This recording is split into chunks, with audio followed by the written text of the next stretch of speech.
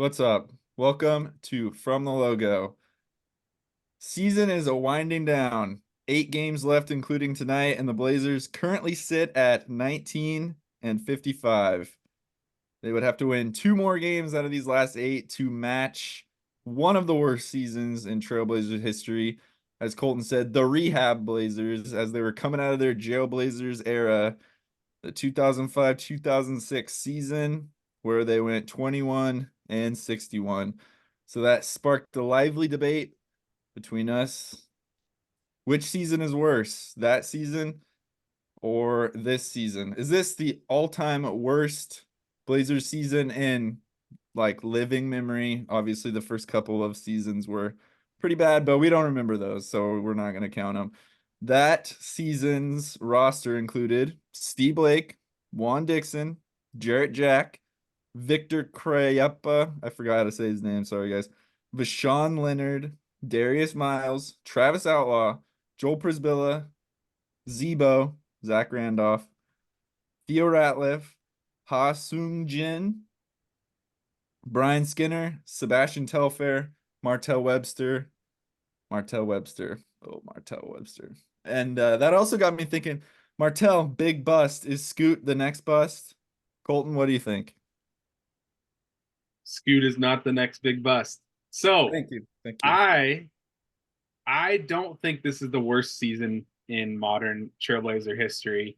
I do think it's been an eyesore. I do think I'm not saying it's been easy to get through.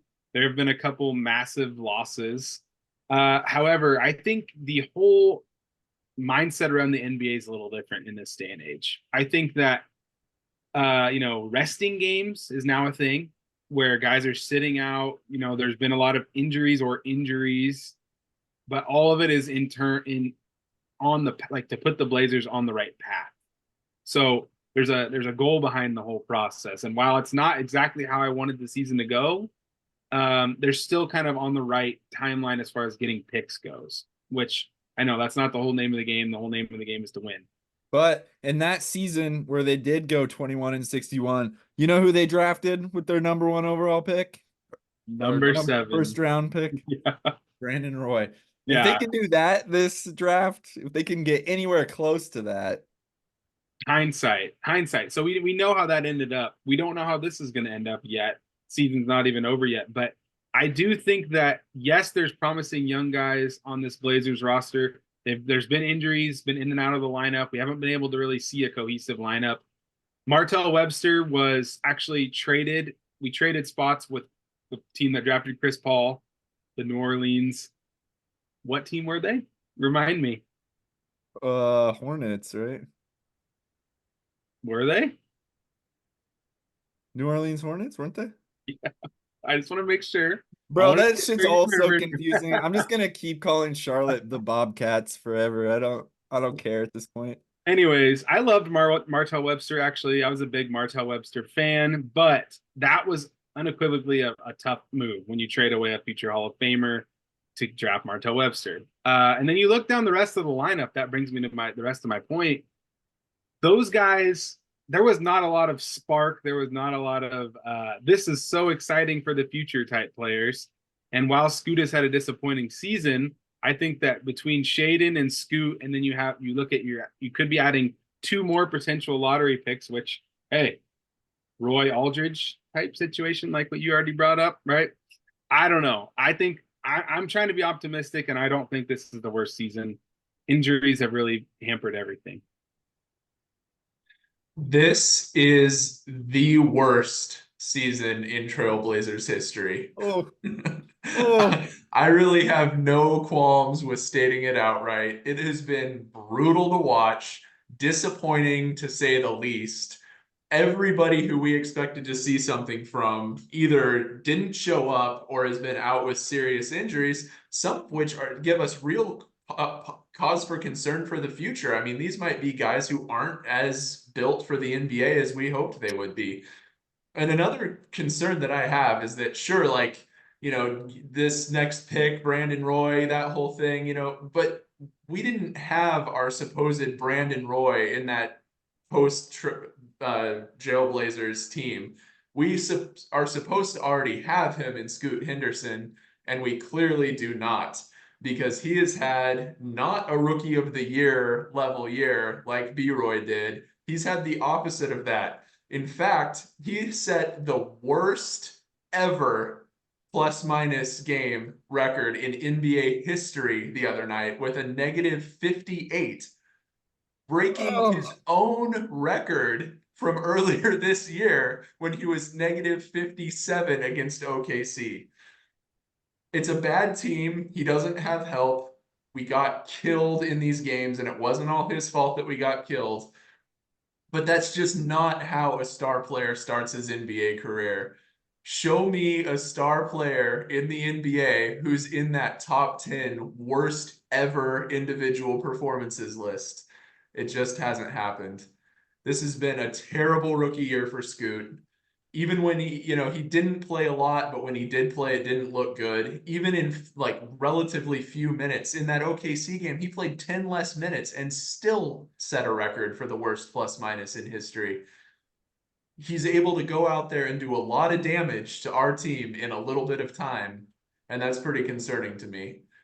Also, yeah, I mean, there's just not a whole lot of hope with what we're seeing on the floor right now, at least in that post Jailblazers era team. We knew that we were going into a rebuild. We're supposed to already have a lot of those pieces between Shaedon, Scoot, Anthony, maybe Ayton. Like, these were supposed to be guys who we were going to build with, and it doesn't look like they're up for the task. This is not a positive necessarily, but I mean, that team probably thought they had some pieces to rebuild with too. I mean, they thought Martell Webster was probably going to be a piece moving forward, like guys like Sebastian Telfair and Travis Outlaw, like these young guys that they thought were going to be pieces. That doesn't necessarily help, do anything to help this current team. It might actually be kind of the opposite. Hopefully those guys don't end up like that. That would be not good if Shaedon was our Travis, the Travis Outlaw of this team, and Scoot was the Sebastian Telfair or Martell Webster. But there were a few guys on that team that did end up becoming kind of mainstays and help that Roy era quite a bit, namely Steve Blake and Joel Przybilla. Both of those guys were Blazers legends by the ends of their careers, huge Even fan favorites. Outlaw had big moments in that little run there. Yep. Yeah, the win streak in December, he was a big factor during that time.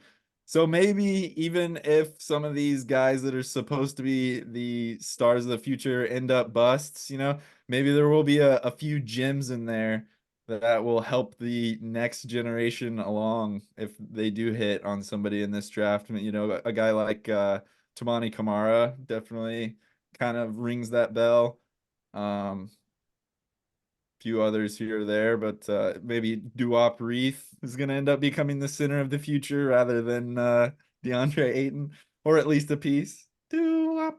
So I want to push back on something here because, yes, Scoot has had a bad season. I don't think single game plus minus is an individual thing here. Like, I don't think that's Scoot is the reason that you lose by 60 points, and that's the plus minus, and it's on him. But I will say this as well.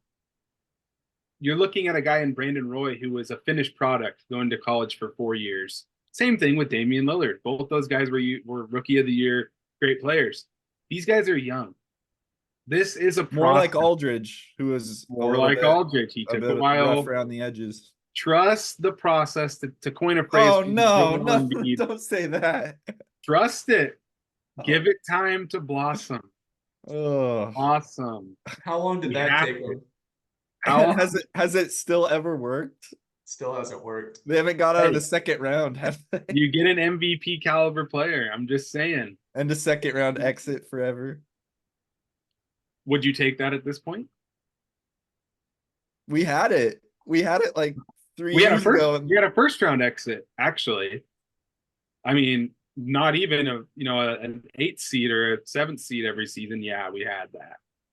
We're trying to take a bigger swing than that. So you got to do it somehow when you're the Blazers. You can't sign free agents. That's just not how it works. Yeah, you got to build. Got to take as many swings as you can at the draft, and that's sucks, but every good player the Blazers have ever had has been through the draft, except for Scottie Pippen at the tail end of his career. That was a big move, 100%. But he was at the end of his career. Go through the rest of the roster. Rashid too. Right before the Blazers won the championship, they kind of came out of nowhere that season on the back of Bill Walton. They had to be crappy to get Bill Walton. I mean, you just go on down the line. So yes, it sucks when you're in it on the low side of it, but on the upswing, this is not a team like the Kings or the Magic or a team like that that's been bad for a decade. We've been in the playoffs every season for 10 years in a row. Now we're experiencing the flip side of that.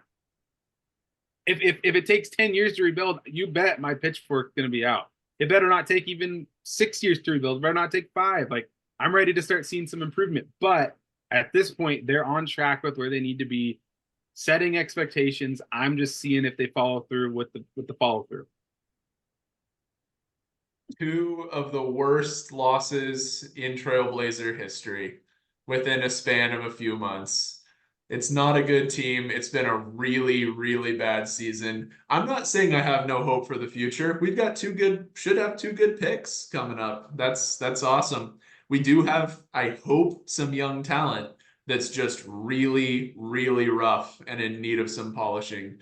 But this year has been brutal. Hopefully the health turns for the Blazers. I mean, it's hard to know at this stage what's health and what's tanking, but it's been brutal this year we just haven't seen any of the players that we wanted to see play extended periods of time. They've all been in and out of the roster for various reasons, seemingly pretty legitimate injuries. So hopefully that curtails. If they can't stay in the lineup, it's not really going to matter how much promise they have. They're going to have to be able to play the games, play at least 70 games or something like that before we really can see this thing start to take shape and what they've really got there. The future, we'll find out. But for right now, we don't have hindsight. I'm still going to say it's not the worst season, and just hoping about 3 seasons I'll be like, look at this season. This was the year where we took our lumps, but then that started the rebuild in earnest, and now look where we're at. We're the 1 seed. It's a tough call for me, but I think I'm gonna say it's the worst season that I've seen in Blazers history. It's I mean, it's close with that, but I just think obviously hindsight helps, knowing that Roy was right around the corner and we had a rookie of the year, and that the whole turnaround was right around the corner. Hopefully the same thing happens with this team, but right now it's been ugly. I feel like the expectations were probably a little bit higher this year maybe than it was back then. Just at least, some of the guys that we wanted to see, as I said, some of the guys that we wanted to see play just haven't played, and that's added to the disappointment. I'm going to say a phrase that this is the energy I want you guys to channel as we go into the off season. Tell me if you think anything about this. Rise with us. Rise with us. I'm gonna have to see a little bit of rising before I'll join in on that party. I'm saying I want you to channel that energy into the atmosphere here. That was the Roy era. Rise with us. I want to see Rise with Us 2.0 starting this off season, where we start to build a little hype. Just think about that. Just give me some momentum, Blazers. Just give me something to cling on to, and I'll be there. I'm always there. I'll be there again. Clinging. Really? Let us know down in the comments below. Do you think this is the worst season in Trailblazers history? I'm sure all the old heads will come in with their 1970s memories and reminisce about just how bad it was back then, but we don't know, so we're not going to talk about it. Thank you so much for watching. We'll see you next time. Bye.